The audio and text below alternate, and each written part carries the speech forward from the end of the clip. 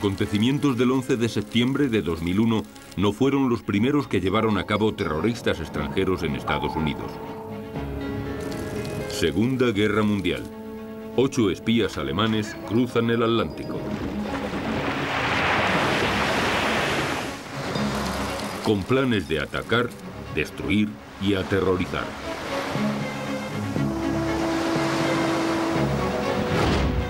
Espías nazis en América.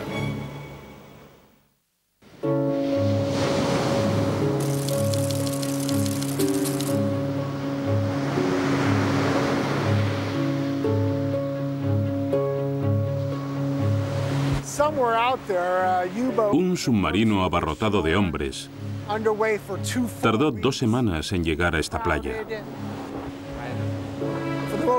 Fue un viaje por las profundidades de un mar muy silencioso.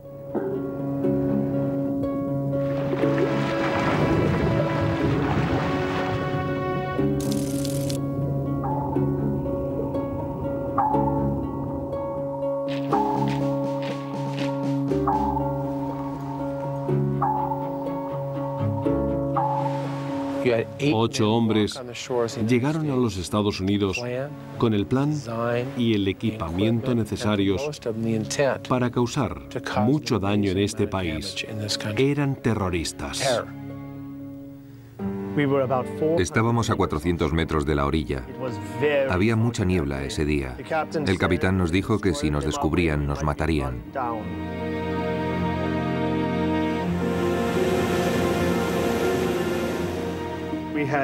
Nos guiábamos por 3 franjas horarias diferentes, la de Berlín, la militar y la de Nueva York. Yo siempre me guié por la de Nueva York, al igual que el resto del equipo.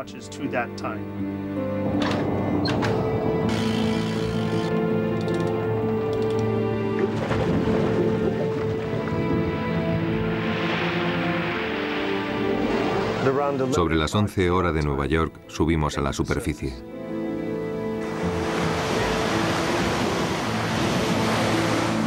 El ataque a Pearl Harbor se había producido hacía tan solo unos meses, por lo que la gente estaba aterrada. The recent landing of saboteurs from Nazi submarines sounded a new alert for all Americans. 4 invasores han desembarcado en las playas de Long Island, Nueva York. Un segundo equipo, formado por 4 hombres, ha conseguido llegar a Florida. Se trata de una misión sin precedentes en la historia de Estados Unidos. Se proponían destruir las plantas de tratamiento y depuración de aguas de Nueva York y poner bombas en estaciones de trenes y comercios judíos con el objetivo de sembrar el pánico entre la población. En 1982 el FBI levantó el secreto oficial que regía sobre la historia del líder de uno de los equipos. Se tenía acceso por primera vez a un informe que el mismo líder había dictado, detallando cómo él y otros 7 hombres se convirtieron en saboteadores nazis y por qué su misión fracasó. Yo, George John Dash, nací a orillas del Rin, en Spira, Alemania, en 1903. Creo firmemente que nosotros hemos sido los primeros saboteadores desde el inicio de la guerra. George John Dash era un hombre atormentado que se debatió entre su Alemania natal y Estados Unidos. Llegó a suelo estadounidense, al igual que muchos otros inmigrantes, en busca de una vida mejor. Se traslada a los Estados Unidos a principios de los años 20 y solo encuentra trabajo como camarero. Vivió en diferentes partes del país, en San Francisco, también en Miami. Su objetivo siempre fue llegar a ser alguien. Para prosperar, intentó incluso convertirse en aviador, aunque no lo logró. Nunca llegó a ser más que camarero. En 1930, Dash regresa a Nueva York, donde conoce a Rosemary Gilley, una chica de Pensilvania con la que se casa posteriormente. 1939. Los estadounidenses están más preocupados por mantener su estilo de vida que por el avance del ejército de Hitler por Europa. Sin embargo, una inquietante presencia se está extendiendo por las principales ciudades estadounidenses: el movimiento nacionalsocialista germanoamericano. El movimiento germanoamericano se convirtió pronto en una organización pro-nazi. Tenía de 30.000 a 400.000 afiliados. Organizaban mítines en Madison Square Garden y recuerdo que a uno de estos mítines llegaron a asistir 30.000 personas. A través del movimiento germanoamericano, Hitler llega a conocer muy bien la cultura y la geografía de Estados Unidos. ¿Por qué regresó a Alemania? Quería regresar a mi país para participar en la guerra. Por eso, en 1940, fui al consulado alemán de Nueva York para saber qué tenía que hacer para servir a mi país. La respuesta llega meses después, en marzo de 1941, cuando la esposa de Das está gravemente enferma. Las instrucciones son claras. Le comunican que se traslade a San Francisco para zarpar desde allí a Alemania. En cuanto supo que financiarían su retorno, no se lo pensó dos veces, ni siquiera habló con su familia al respecto. Se marchó dejando a su mujer, que estaba en el hospital. Das comentaría después a los investigadores que cuando el barco pasó por debajo del Golden Gate de San Francisco, le dijo adiós a un país que había sido amable con él, aunque también frío y brusco. Casado pero sin hijos, piensa que no tiene nada más que hacer en los Estados Unidos. Decide regresar a su país, donde quizás pueda prosperar con el nazismo. Cuando el barco de vapor japonés zarpa de San Francisco con George Das a bordo, nadie se puede imaginar el papel que este jugará en la política internacional. ¿Por qué regresó? No sabía qué hacer con su vida. Iba a la deriva, así que lo vio como una oportunidad de ganar dinero, de restablecerse en su país y de adquirir notoriedad y prestigio. Y creyó que si no lo hacía entonces, nunca prosperaría. No parece que este hombre delgado y pálido de 37 años se vaya a convertir en traidor, terrorista y héroe a la vez. Las historias de los otros 7 hombres que conspiraron con él son parecidas. Los 8 nazis que desembarcaron en Estados Unidos tenían muchas cosas en común. 7 de ellos habían sido miembros del movimiento germano-alemán. Hablaban inglés con fluidez, algunos con acento y otros sin él.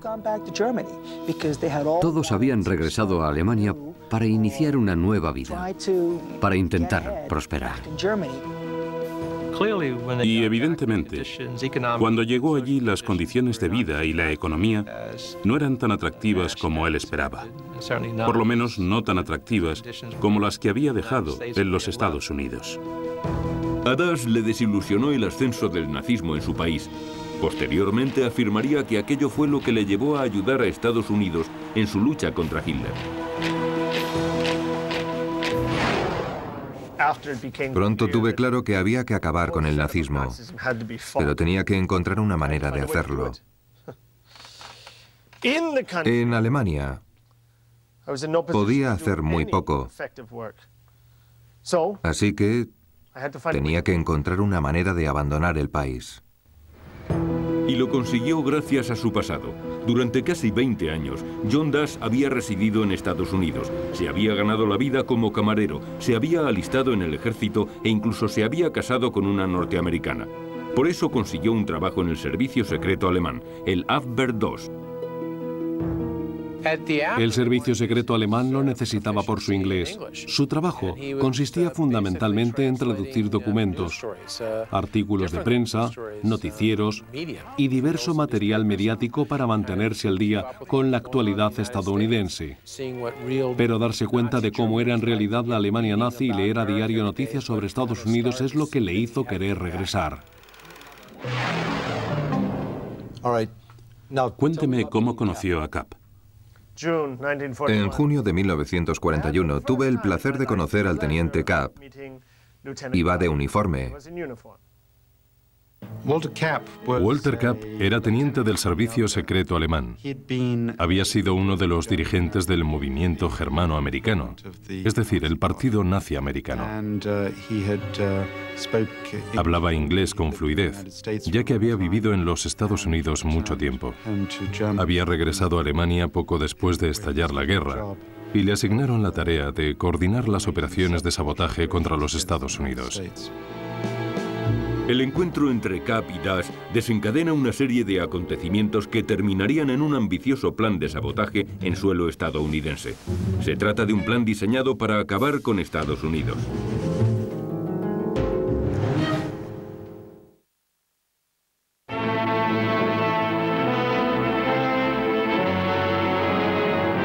Surprise assault, American warplanes were caught on the ground and bombed.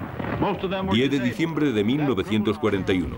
En la oficina central del Abwehr, George Dash traduce documentos sobre el ataque a Pearl Harbor. En su confesión al FBI, habla de su encuentro con el teniente Walter Kapp, el hombre encargado de coordinar el sabotaje contra Estados Unidos. Me dijo, George, ¿qué te parecería volver a los Estados Unidos? Tenían gente en muchos países llevando a cabo este tipo de programas. Lo que pretendían era que estos alemanes americanizados, que conocían muy bien la sociedad americana y de los que nadie dudaría, fueran agentes en los Estados Unidos. Querían convertirlos en saboteadores, espías y terroristas, y después dejarlos actuar. El programa de sabotaje era conocido como Operación Pastorius. Era conocido como Operación Pastorius en homenaje al primer colono alemán en territorio estadounidense. Franz Daniel Pastorius formó la primera colonia alemana en el siglo XVII cerca de lo que hoy es Filadelfia. Abril de 1942. Dash y otros 7 alemanes americanizados se reúnen para organizar el sabotaje en una casa confiscada a una familia judía de Lakeside, al oeste de Berlín. Estos hombres habían trabajado como camareros, choferes, mecánicos y operarios. Estos hombres habían ido a partidos de béisbol americanos, a ver películas americanas y habían comido hamburguesas, al igual que el resto de los estadounidenses. Hablaban inglés perfectamente, escuchaban música americana y veían películas americanas. Los 8 saboteadores se dividen en 2 grupos de 4. Dash lidera el primer grupo que irá a Estados Unidos. El número 2 es Ernst Peter Burger. Cuando Hitler llegó al poder en Alemania, el buen nazi Burger regresó a Alemania. Creía que había llegado el momento de iniciar su carrera en el partido nazi alemán. Fue soldado en las tropas de asalto, pero fue enviado a un campo de concentración durante la purga ordenada por Hitler. Vio lo mejor y lo peor. Dash se identificaba con Burger porque también se sentía traicionado por los nazis. El sentimiento de traición de Burger resurgiría después e influiría de manera dramática en la misión de sabotaje. Heinrich Heint y Richard Kirin son los otros 2 hombres de su equipo. Eran maquinistas de profesión. Habían emigrado a Estados Unidos en 1927 y se habían afiliado al movimiento germano-americano. En 1939 ambos aceptaron la oferta alemana de regresar a su país y terminaron trabajando juntos en una fábrica de Volkswagen.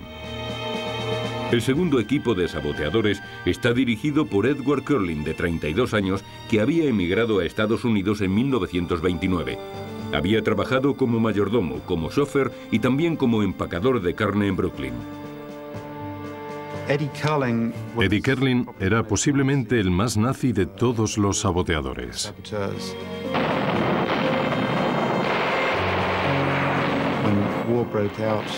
Cuando estalló la guerra en Europa, decidió regresar a Alemania para ayudar a Hitler. Compró un yate en el que él y un grupo de amigos intentaron cruzar el Atlántico. Sin embargo, solo consiguieron llegar a Florida, porque los guardacostas estadounidenses les impidieron continuar. Posteriormente lograría llegar a Alemania en barco. En el equipo de Curlin está Herbert Happ. Tenía 22 años, era el más joven y el que parecía más americano. Había llegado con sus padres a Chicago a la edad de 5 años, por lo que tenía nacionalidad estadounidense. Happ estudió optometría en el Instituto Albert Lane. Llamaba mucho la atención. Dash le llamaba el engreído porque le encantaba vestirse bien. Era todo un seductor. El tercer miembro del equipo de Curlin era Hermann Neubauer. que llegó a territorio estadounidense en 1931 cuando tenía 21 años. Trabajó como cocinero y se unió al movimiento germanoamericano y al partido nazi. Fue reclutado tras regresar a Alemania en 1940. El cuarto hombre de Kerlin es Werner Thiel, un obrero especializado en la fabricación de herramientas que había trabajado en Detroit, Indiana, California y Florida. Regresó a Alemania cuando estalló la guerra y fue reclutado para el equipo de sabotaje por el mismo Kerlin. Bueno, hábleme de la formación. Bien, nos enseñaron a fabricar explosivos con productos ordinarios y también a manipularlos. Por ejemplo, tenían explosivos que parecían carbón. Era TNT. Si se ponían en calderas explotaban. Barger explicó al FBI cómo fabricaban bombas con guisantes. Incluso hizo dibujos para que lo entendieran mejor. Cogían un tubo de cristal y lo llenaban de agua y de guisantes. Lo tapaban con un corcho que llevaba un tornillo conectado a un cable. El agua hacía crecer los guisantes que desplazaban el corcho y terminaban provocando una explosión. Sin embargo, ni siquiera en esta etapa de la misión hay signos del compromiso de Dash con la operación. Dash era un alumno terrible. No prestaba atención. No estaba interesado en la formación técnica sobre explosivos. No era un nazi comprometido. Ni siquiera sabía saludar correctamente. Todo aquello le aburría enormemente. Kerlin y Dash nunca se llevaron bien, porque Kerlin creía que Dash no se tomaba sus responsabilidades en serio. En mi opinión, el único interés de Dash era salir de Alemania. Fue entonces cuando se vio quién creía en la misión y quién no. Mientras los saboteadores se entrenan, sus objetivos esperan al otro lado del océano. Long Island será el primero. Sus playas son el lugar ideal para el desembarco por su proximidad a la ciudad más poblada de Estados Unidos, Nueva York.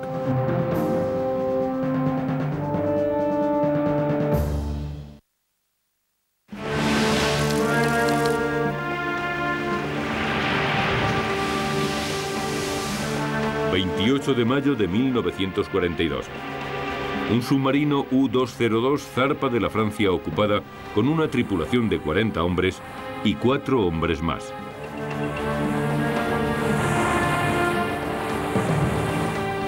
George John Dash y su equipo de aspirantes a nazis han iniciado su viaje a Estados Unidos. El capitán dijo por megafonía que se nos había asignado una misión especial en Estados Unidos y pidió a toda la tripulación que no nos hicieran preguntas al respecto. Otro submarino con el segundo grupo de saboteadores nazis había zarpado rumbo a Norteamérica 2 días antes. La operación Pastorius ha comenzado. El objetivo de la operación Pastorius era atacar el corazón del sistema militar e industrial de los Estados Unidos. Estaban muy interesados en el aluminio porque el aluminio es un componente clave en la construcción de aviones y los aviones eran clave para la guerra de los aliados. Entre los objetivos industriales de los saboteadores estaban las fábricas de aluminio de Illinois, Tennessee y Nueva York.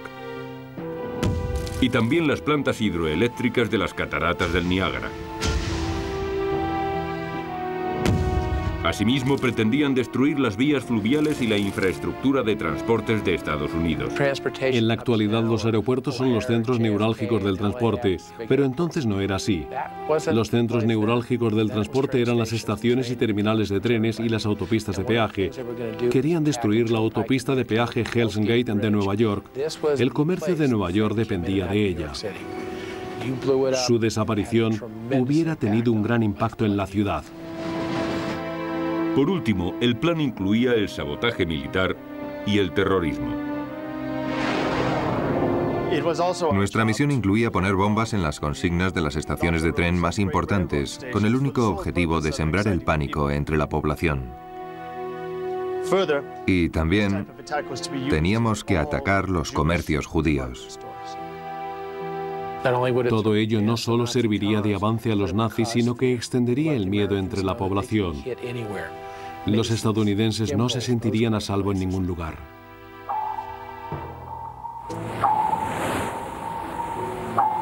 Los submarinos de la Operación Pastorius disponían de 14 torpedos y un cañón antiaéreo cada uno. Para esta misión llevaban también a bordo 4 cajas de madera llenas de explosivos, espoletas y ácido. Y un total de $80.000 que equivaldrían a 1 millón hoy en día. Eligen los lugares para el desembarco en función del conocimiento de los saboteadores de la costa estadounidense. Dash conocía bien Long Island y creyó que la zona de East Hampton sería un buen lugar para tomar tierra. Su destino era Amahensen, una pequeña localidad costera cercana a East Hampton. El otro equipo se dirigiría a la costa de Florida. Kerlin había estado en Florida cuando intentó cruzar el Atlántico en su pequeño yate. Por eso quiso llevar a cabo el desembarco en las playas del sur de Jacksonville.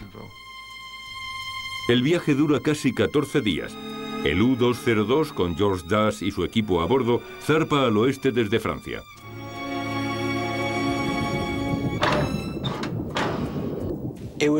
Poco después de la medianoche, el U-202 emerge cerca de Amahensen, en Long Island. Esa noche había mucha niebla, algo muy normal en esa zona en verano. Había tanta niebla que no se podía ver a más de 2 o 3 metros de distancia. A medida que nos acercábamos a aguas estadounidenses, había más y más niebla, lo que nos obligó a reducir la velocidad. 12 de junio de 1942, 8 de la tarde. El submarino alemán U-202 finaliza su viaje en la parte más oriental de Long Island. Cuando el submarino ascendió a la superficie, la niebla era muy intensa. Había mucha niebla, no se podía ver mucho. El submarino desembarcaría a unos 180 metros de aquí. Una de las pocas cosas que vieron fue una luz que resultó ser la estación de guardacostas de Amagansett.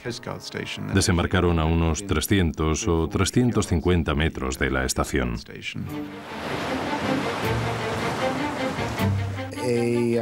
Y en una balsa en la que pusieron todas sus municiones y sus cajones de embalaje, remaron hasta llegar a la orilla.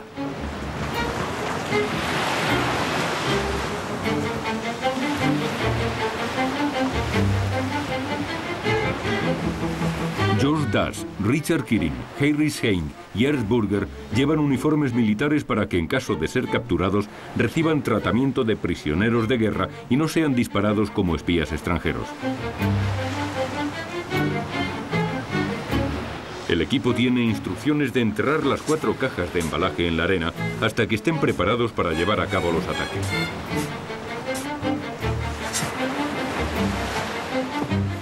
Creyendo que no han sido vistos, el grupo se despoja de los uniformes militares y se pone ropa civil. Pero la oscuridad les traerá problemas.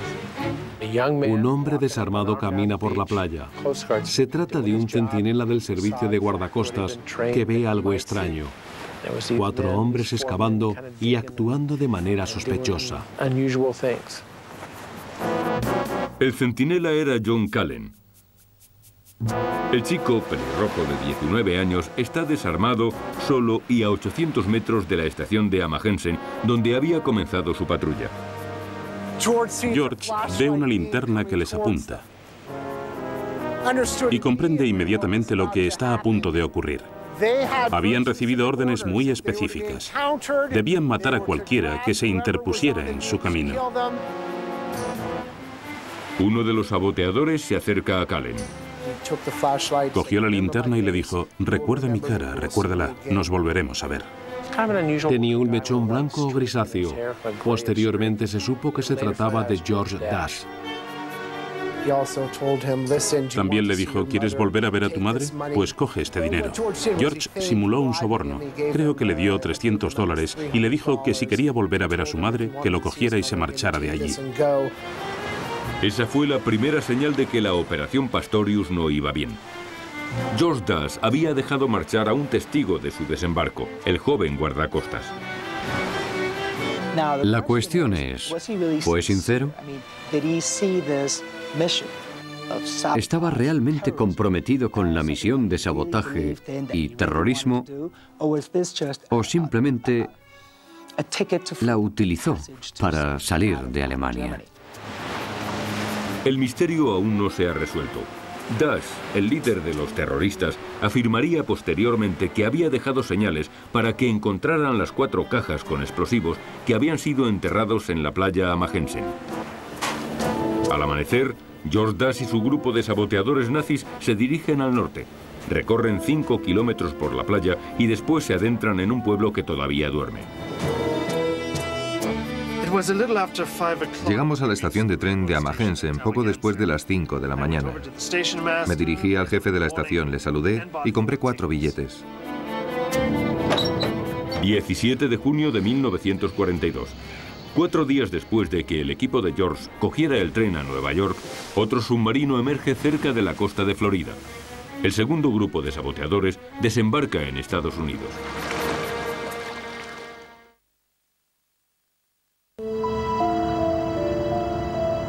Hacía solo unas horas que habían llegado a la costa de Long Island en un submarino alemán.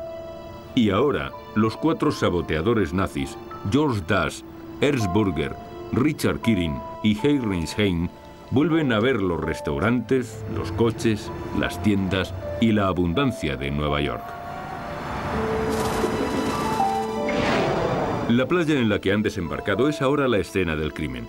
Un guardacostas ha informado de su encuentro con el grupo sospechoso y los investigadores han localizado rápidamente las cajas de madera con los explosivos que los terroristas han enterrado allí. Las encuentran porque vieron una botella vacía de aguardiente que habían olvidado allí. También habían dejado una pala justo encima que parecía decir, aquí está, venid a por ello. En la playa encuentran uniformes militares alemanes, bombas y detonadores. El FBI sabe que un grupo de comandos anda suelto, por lo que debe actuar rápido. A pesar de que el joven guardacostas John Cullen había dado una descripción detallada de Dash, los 4 terroristas se mueven con libertad por Nueva York y pasan totalmente inadvertidos. Sin embargo, seducidos por las luces de la ciudad, parecen olvidar por qué están allí. Vieron muchas cosas que no habían visto en mucho tiempo en Alemania. Películas, restaurantes, alcohol, ropa. Habían regresado a Nueva York y estaban disfrutando de la ciudad. La primera noche se dividen en 2 grupos. Heine y Kirin comparten habitación en un hotel de Broadway. George Dash y Ernst Burger se alojan en un hotel de la 7ª Avenida donde comenzaron a sabotear su propia misión. Le dije que ya no era el líder de un grupo de saboteadores, sino George John Dash, el hombre que había venido a luchar contra Hitler. Burger está muy influenciado por Dash. A pesar de su época nazi y su estancia en un campo de concentración, le ha hecho cambiar su opinión respecto a Hitler. Dash y Burger conspiraron desde el principio. Y a las 24 horas de llegar a Nueva York se alían. Sin embargo, no ocurrió lo mismo con Kirin y Heine. Ellos estaban convencidos de que llevarían a cabo su misión. Dash continúa desempeñando su papel de líder conspirando en secreto con su aliado Burger y enfrentándose a los 2 grupos de aspirantes a saboteadores. Dash y Burger deciden entregarse a las autoridades y no cumplir la misión que se le había asignado. La noche del sábado, llamé al FBI y comuniqué a la persona que contestó al teléfono que yo era un ciudadano alemán que había llegado al país el día anterior. Le dije que mi caso era tan importante que tenía que ver al mismo John Edgar Hoover. También mencioné que tenía 40 años y el pelo canoso. Evidentemente, el agente del FBI que contesta el teléfono piensa que se trata de un loco, por lo que ni siquiera abre expediente, registra la llamada y se olvida del tema. 17 de junio de 1942. Dash se sube a un tren con destino a Washington en la estación de Penn. Acuerda con Burger que este se quede con Hein y Kirin para que no desconfíen de su ausencia.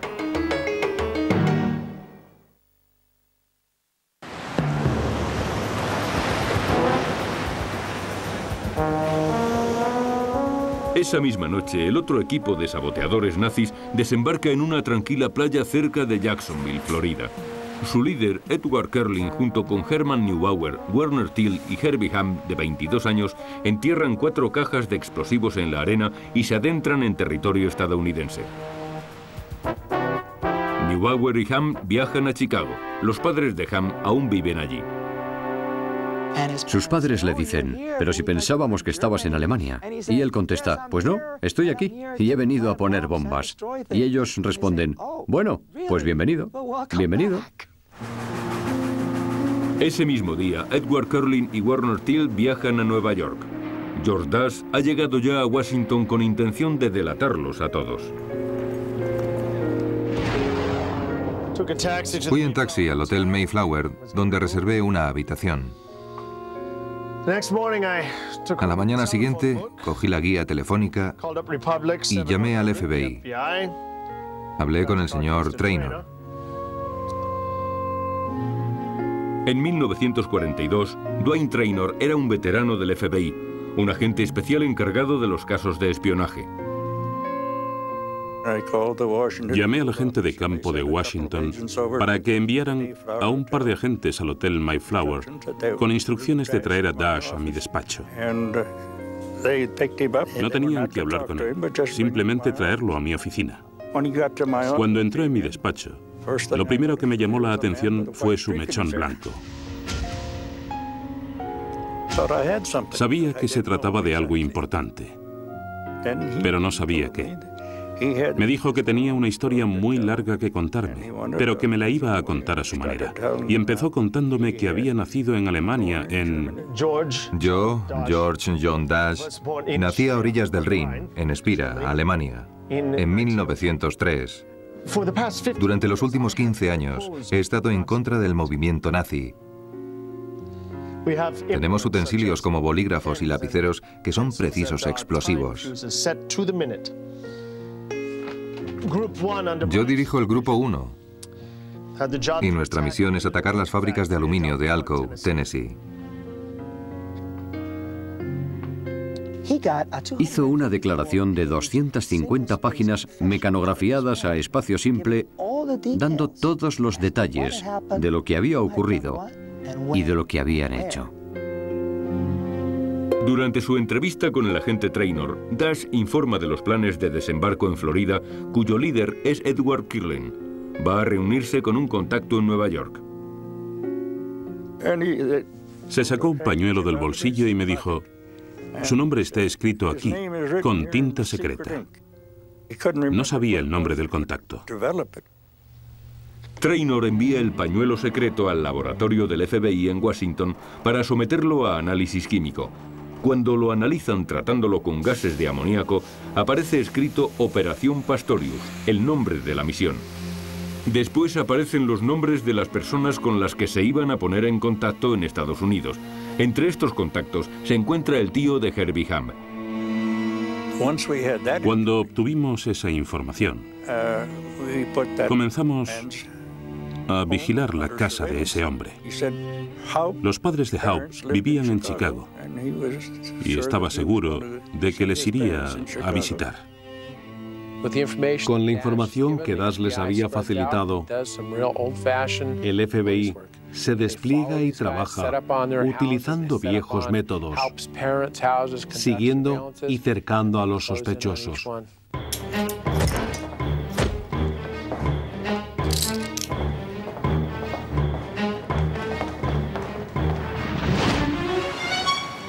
...14 días después del primer desembarco, su osada misión ha terminado. A pesar de haber sido planificada por los más altos mandos del Tercer Reich, ninguno de los dos equipos logra realizar ningún acto de sabotaje. G-men crack down on Nazi saboteurs. With quiet efficiency, J. Edgar Hoover's federal detectives check would-be destruction almost fantastically planned. On the Florida coast... Hoover anunció que había desarticulado una banda de saboteadores que, como él mismo dijo, habían venido a los Estados Unidos a matar, mutilar y aniquilar a los estadounidenses. Das y los otros 7 son encarcelados en celdas unipersonales en la prisión de Columbia. El FBI haría público el caso de Das. Hoover recibió muchas críticas al respecto, ya que no lo hizo únicamente por motivos de seguridad nacional, sino también para beneficiarse políticamente de ello.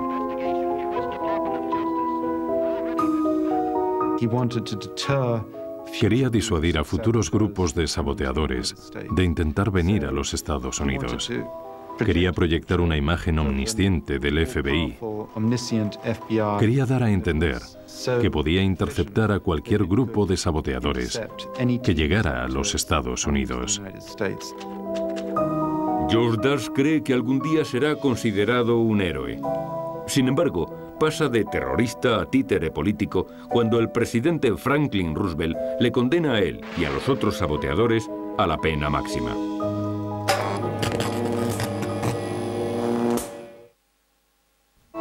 Julio de 1942. 8 saboteadores nazis han sido arrestados en diferentes redadas del FBI en Nueva York y Chicago. George John Das, el líder del equipo que informó al FBI de su misión, cree que es un héroe estadounidense con un futuro brillante en Estados Unidos, quizá en la radiodifusión. Quería estar a cargo de la propaganda estadounidense contra la Alemania nazi. Pretendía tener su propio programa radiofónico para informar a sus compatriotas de los peligros de Hitler. Sin embargo, el FBI y las demás autoridades estadounidenses no tenían la suficiente confianza en él para ello. Finalmente, terminó encarcelado con el resto de saboteadores. Un mes después de los arrestos, Das se sienta ante un tribunal junto a los 7 hombres con los que había llegado a Estados Unidos en un submarino alemán. Como no llegaron a llevar a cabo ningún acto terrorista, se aconseja al presidente Franklin Roosevelt que sus condenas no superen unos años en prisión. Roosevelt se había propuesto que el resto del mundo pensara que quien se atreviera a intentar ese tipo de actos se enfrentaría a la pena de muerte. Roosevelt se puso en contacto con el fiscal general Francis Biddle y le dijo: estos hombres son culpables de alta traición. Señor fiscal general, quiero que se les ejecute. Empiezan a aparecer pruebas condenatorias contra los saboteadores que hacen que el pueblo quiera justicia rápida y severa. Roosevelt anuncia que los 8 saboteadores serán juzgados por un tribunal militar, un proceso legal poco común que permite al FBI conservar todas las pruebas relativas al desembarco de los nazis en Estados Unidos. El tribunal ocultó la verdadera historia a Alemania, es decir, que el FBI había podido abortar la misión gracias a la ayuda de George Das. Asimismo, permitiría al gobierno solicitar la pena de muerte. El FBI ofrece un trato a Das. Si mantiene la boca cerrada y continúa en el proceso, lo indultarán y lo pondrán en libertad en 6 meses o quizás en 3. 29 de julio de 1942. El Tribunal Militar Secreto que juzga a los 8 espías escuchará argumentos muy discutibles. En el juicio hubo mucho secretismo y mucho drama. Trasladaban a los acusados a diario desde la prisión a la sala donde se les juzgaba. Había mucha gente en los alrededores, por lo que tenían que ser trasladados en furgones policiales blindados. Había soldados, fotógrafos y curiosos por todas partes. Todo el mundo quería ver a los saboteadores. Cuando llegaban, eran acompañados por 2 soldados cada uno y cerraban las puertas nada más entrar. El primer testigo del gobierno es John Callen, el guardacostas que sorprendió a Das y a su equipo enterrando las cajas de explosivos en la playa de Amahensen. Francis Biddle, el fiscal general de los Estados Unidos, pregunta a Callen: ¿está aquí el hombre que se acercó a usted en la playa? Callen no está completamente seguro, pero responde: sí, señor. Está un poco vacilante, así que Callen le pide a Biddle que hable para oír su voz. Ordenan a Dash que se levante y que diga su nombre. Eso será suficiente para Cullen, que dice: sí, es ese hombre. Ese hombre es el que se acercó a mí en la playa. Finalmente se pide a los 8 saboteadores que testifiquen. Casi todos dijeron que les engañaron para que formaran parte de la operación de sabotaje. Casi todos dijeron que su intención nunca fue llevar a cabo actos de sabotaje en suelo estadounidense y que lo único que pretendían era regresar a los Estados Unidos. El veredicto llega pronto, 7 de agosto de 1942. Ernst Burger es condenado a cadena perpetua. George John Dash a 30 años. Y los otros 6, Herbert Hamm, Heydrich Henk, Richard Kirin, Hermann Neubauer, Werner Thiel y Edward Curlin, son informados de sus condenas al día siguiente. A primera hora de la mañana les comunicaron que iban a morir. Los saboteadores tienen poco tiempo para reaccionar. Una silla eléctrica les espera en la cárcel del distrito. A las 12:01 comienzan las ejecuciones. Preparan 6 sillas. Las sentencias se llevan a cabo metódicamente. Los llevan a la sala, los atan, los ejecutan y los sacan. Todo se realizó con una precisión militar. 56 días después de su desembarco, 6 de ellos fueron ejecutados. The story's out. 6 Nazi saboteurs die in the electric chair, and an amazing German plot reaches its last act. Las cámaras grabaron cómo los soldados desfilaban delante de las ambulancias que llevaban los cuerpos de los 6 terroristas muertos.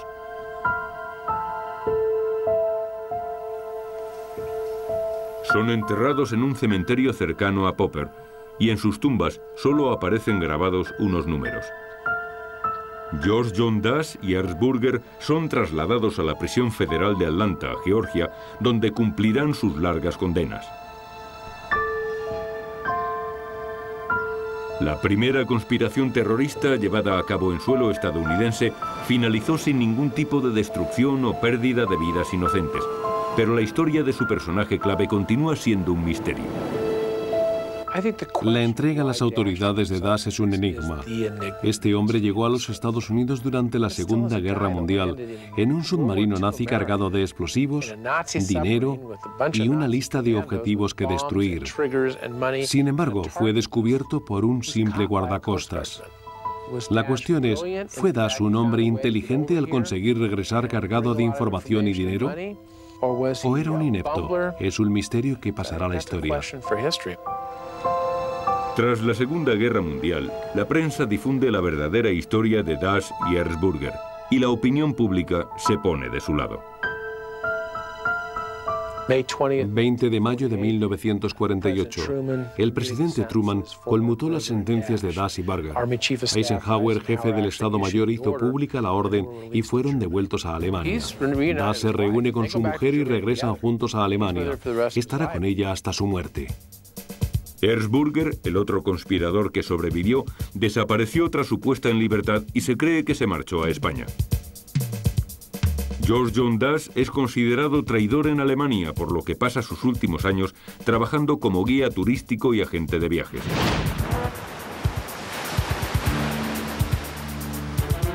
En 1992, Dash, el hombre que estuvo a punto de llevar a cabo un ataque terrorista a gran escala en Estados Unidos, muere en la oscuridad.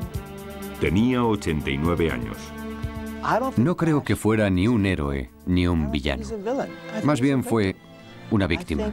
Era un hombre muy ambicioso que no supo cómo canalizar sus ambiciones y se vio envuelto en una situación de la que no pudo salir y por la que pagó un alto precio. Fue una de las pocas veces que los Estados Unidos fueron invadidos.